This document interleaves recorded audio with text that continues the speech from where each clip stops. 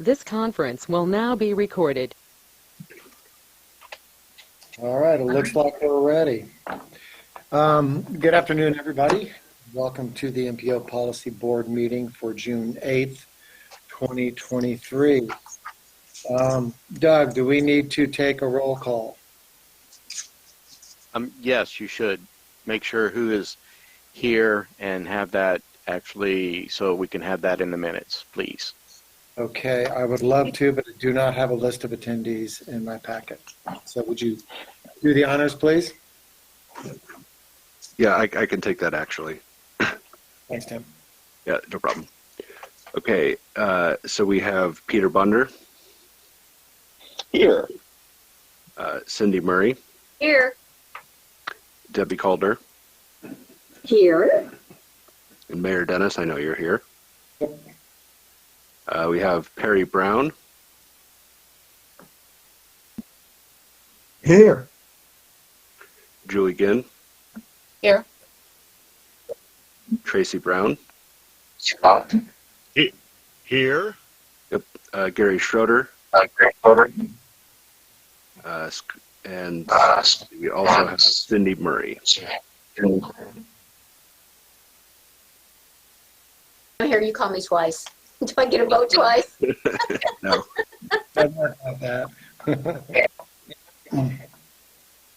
Okay, so that should be all the voting members. All right, and we do have a quorum, correct? So, yes. Gary Schroeder here for Larry Leverins if I had a minor technical difficulty. If I'm online now. All right. Thanks, Gary. Duly noted. Thank First you. item on the agenda is the approval of the minutes from the May 18th, 2023. I'll entertain a motion for the approval of the minutes. So moved. Second. Motion and second. Any corrections, changes? Hearing none. All in favor of the approval of the minutes, please indicate by saying aye. Aye. Aye. Aye. Aye. All righty, the minutes have been approved. Thank you all. Aye. Gonna have to play quick, guys. Next item is Resolution T23-9, a resolution to amend the fiscal year 2022 to 2026 Transportation Improvement Program, or TIP, and this will be handled by Doug. Go ahead, Doug. Thank you. Good afternoon. We have in front of you a very substantial TIP amendment that was requested by City Bus. Over the past several months, there has been a very detailed and extensive review of both current and past federal grants, and there has been several things that have been found. For one, they have discovered that there are unobligated balances of 2019 and 2020 federal Section 5307 funds, and these funds can go to operating assistance and capital projects. And as a reminder, 2019 funds, if these are not obligated by the end of this September, they will be lost. So with this TIP amendment, they are programming these funds to bus replacement and facility rehabilitation projects so that after it is approved by this board, we hope, and then when it's approved by the STIP, City Bus can obligate these funds. Furthermore, we did find out, or they did find out, the staff, that in 2020 there was a trade with MACOG with federal and local funds. And MACOG is the MPO for the South Bend area, and they run the transit system. And these trades are very helpful for both agencies in that MACOG cannot spend all of its federal funds, so City Bus will give them X amount of dollars in local funds for twice the amount of dollars in federal funds where City Bus can actually use them. So we are programming this trade, and they will be used, or the federal funds will be used for bus rebuild components and safety security cameras. We also have information that City Bus was awarded special, what we call 5339 funds, and these funds are competition-based, and they have to apply for them. City Bus did receive a little over $1.2 million, and those funds will be used for a full bus full-size bus replacement project. Then, on top of that, they did review their fiscal year or calendar year 2022 and 2023 Section 5307 capital projects and decided that there was changes that needed to be made. So we went through in both in a staff report and in the resolution, specifically show which projects and the amounts will be. So this amendment has been presented to the Technical Transportation Committee at their May 17th meeting, and they did recommend approval of this TIP amendment. It was also presented to the City Bus Board for their review, and they also approved it on their May 24th meeting. So APC staff is asking for your approval of this amendment to the Transportation Improvement Program. Are there any questions or comments that I may be able to answer? Questions for Doug? All right. Good job, Doug, and this does sound like a pretty good deal. So we do need to take a vote on this, and again, as I do not have a roster, I'll need somebody to go ahead and take a roll call. Yeah, I can go ahead and do that. No, I'll try to make sure that I only get you once, Cindy. Okay. All right, so we got Peter Bunder, Aye. Cindy Murray, Aye. Debbie Calder, Aye. John Dennis, Aye. Perry Brown, Aye. Julie Ginn, Aye. Tracy Brown, Aye. and Gary Schroeder. Aye. All right, passes unanimously. Thank you all very much. Thank you. Next is Resolution T23-10, resolution to amend the fiscal year 2022-2026 Transportation Improvement Plan. And this will be to allocate $141,243 in additional fiscal year federal funds to the Yeager Road project. And I believe this is you again, Dougie. Yes, that is correct. First off, I'd like to start out with is that we did successfully obligate all of our Federal Highway 2023 funds for various projects within the area. So that's the good news. And this, of course, is a bonus in that recently NDOT financial section of the office actually went through and finalized their 2023 federal numbers and found out that there are additional federal funds that were more than what they estimated. So the good news is that they were able to spread those funds around, and we were able to receive an additional, as the mayor mentioned, $141,243. Now, the catch on this is that these funds must be obligated by the end of December, or otherwise we will lose it. So it's a very narrow time frame, and at the Technical Transportation Committee meeting last month, we looked at this, and there were 4 projects specifically where these funds were possible or could possibly be used, and the decision was to program it to the Yeager Road construction phase. In that, typically, a project receiving federal funds is funded at 80-20%. The projects that were on the list are either funded at that level or close to that level, with the exception of Yeager Road, which was funded at roughly at 65%. So while this is just a small amount compared to the actual construction cost, we felt that this would be a wise use of these funds. So the Technical Transportation Committee recommended it be programmed, allocated to the Yeager Road project, and we are asking for your approval. Are there any questions or comments? Questions for Doug? All righty. Hearing none, Doug, would you call the roll, please? Actually, Tim could do I that. can go ahead and do that, yep. Tim, Doug, Tim. Either one. Yeah. Peter Bunder. I didn't quite hear that. I think that was a vote. That was a yes from Okay, Bunder. thank you. Cindy Murray, Aye. Debbie Calder, Aye. John Dennis, Aye. Harry Brown, Aye. Julie Ginn, Aye. Tracy Brown, Aye. and Gary Schroeder. Aye. All right, thank you very much. Motion passes unanimously. Next is the APC progress report, and this has got Doug written all over it.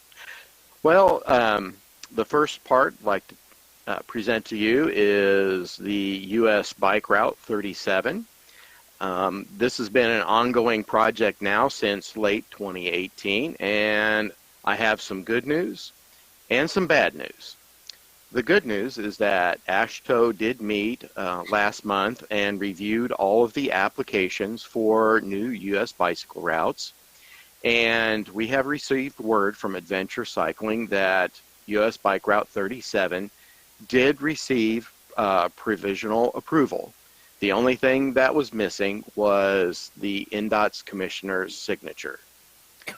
Now, unfortunately, the bad news is that last week we received an email from NDOT Central Office that at this time the NDOT Central Office has basically put their approval on hold to have an additional further review.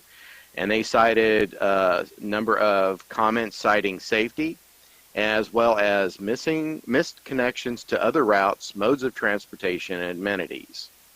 They would like to work closely with the NDOT District Office, which I know that they have with Crawfordsville District Office, and then with local jurisdictions and a broader public lens. So this is actually rather puzzling because we have received word from Adventure Cycling that this is the only time that they could recall that a state DOT pulled their support after the application was submitted. So in all of the years, this is the first time. And of course, this has been going on since late 2018. And if you all remember, in 2019, late 2019, I think it was all in December, that both cities, the county commissioner and the town of Battleground, all approved and supported this route. So we are somewhat puzzled by what's happening right now. So what we have done is that David has submitted a request to see what the comments were or have received from central office, and we have not received a yay or nay, basically no response. So we have plans to figure out, or at least hopefully we can hear or see what those comments were and then address them so we can move forward with this. So I'm excited to pass along the good news. I'm sorry to pass along the disappointing news. We did ask Adventure Cycling to find out how long this conditional approval is good for. We don't know if it's good for 2 months, 6 months, or what. So when we will receive that information, we will report that as well. So questions or comments? But they did say that they would follow up with us and get us that information as soon as it's available? They would work with the local government officials, but getting the specific comments and questions or whatnot that was submitted during the public input period, we have not heard whether we will receive those or not. Okay. All right, any questions for Doug? Doug, I apologize. I wasn't aware of that. If there's anything you need me to do on my end, I would be happy to do that on behalf of that. Great, thank you very much. We probably will get together at some point to discuss this because they definitely wanted to talk with the districts, with the 3 involved. So at some point we may take you up on that offer. So thank you. You're welcome. Sounds good. Anything else for Doug on the MPO update? If not, Doug, why don't you move on into the NDOT 18-month letting list?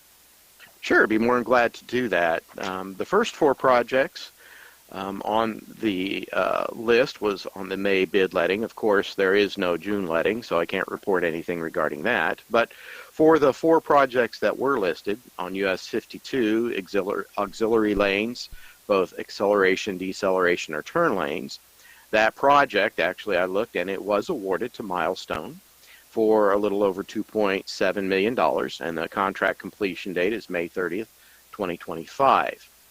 Interestingly, there were no bids for the State Road 28 project, so I don't have at this time any specific details. I assume it will be put on a bid letting maybe July or August, but I have nothing to confirm that. The next project is a district-wide ITS Traveler Information System project. This was awarded, and the completion date is October 31st of 2025. From what I found out, there are 3 additional, what call those large signs placed on the interstate. 2 of them will be placed basically around Swisher Road, or between Swisher Road and the State Road 43 interchange, 1 for each direction. And then there will be additional signs, or 2 signs, placed near the State Road 28 interchange.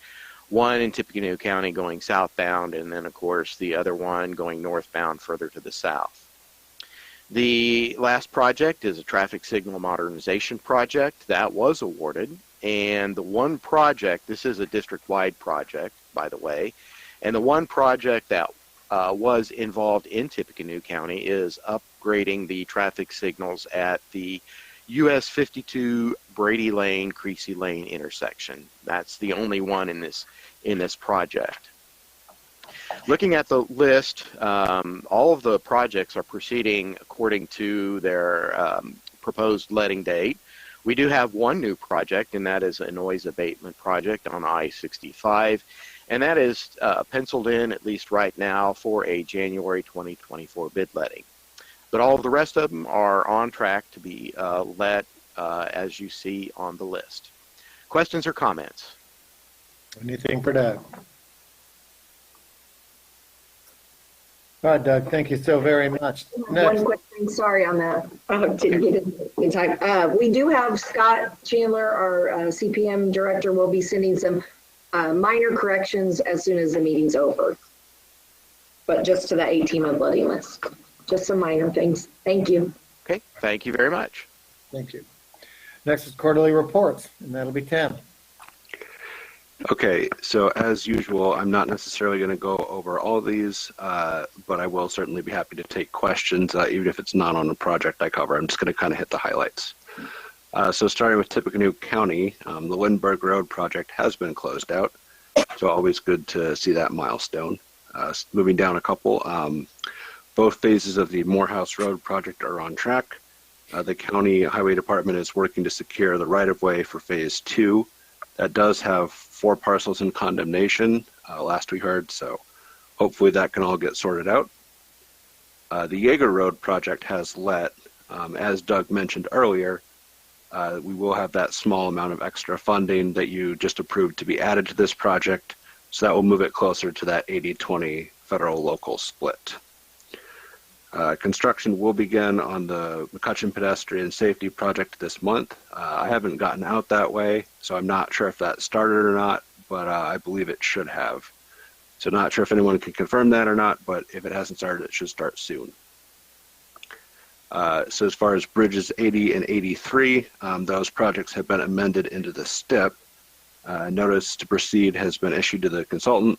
That is good news. That had kind of been a little bit of a hang-up for a while, getting those into the STIP, but that has been resolved. So we're very glad about that. Bridges 64 and 65 will be moved back to a future fiscal year. That will help reduce the local share of the project cost. If they had proceeded in their initial intended fiscal year, it would have been a pretty significant cost to the county. So by moving those back, then we can get some more cost favorability. We won't quite be spending as much of our local funding on that. Speaking of projects moving back, Bridge 527, that project was moved back to a November letting, and that was due to some scheduling issues. It would have been a little bit tight to get everything in. So it's just moved back a little bit to give us some extra room to make sure that we can properly spend funding on that.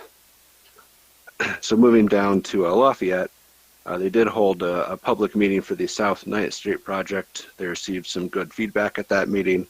So that's progressing pretty well. The Park East Boulevard project was closed out, so that one will be off the books. And then going to West Lafayette, construction is progressing for the Sagamore Parkway Trail project. The most recent news we have is that the plan is for the trail to be open in September. So are there any updates or questions about what we've presented? Questions for Tim?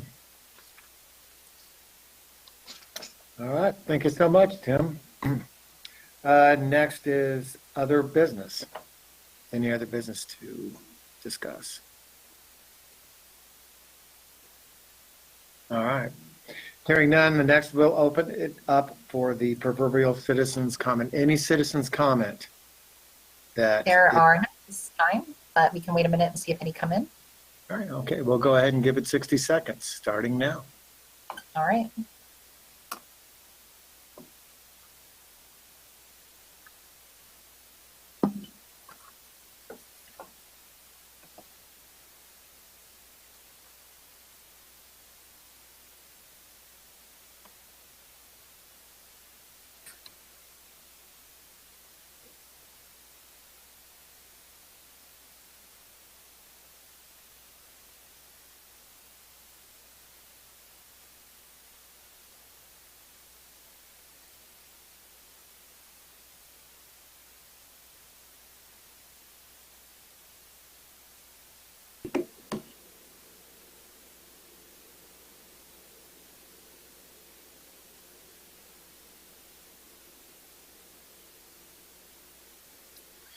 All righty, it has been a good minute. Any citizens' comments?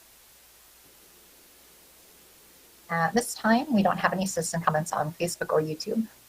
All right. Any other comment from the board? All righty, our next meeting is virtual and will be scheduled for July 13th, 2023. I will entertain a motion to adjourn. So moved. So moved by Tracy Brown. I need a second. Second. Second. Second by Cindy and Perry. All right, guys, that's how meetings run. 24 minutes. Remind Tony of that. I'll see you guys.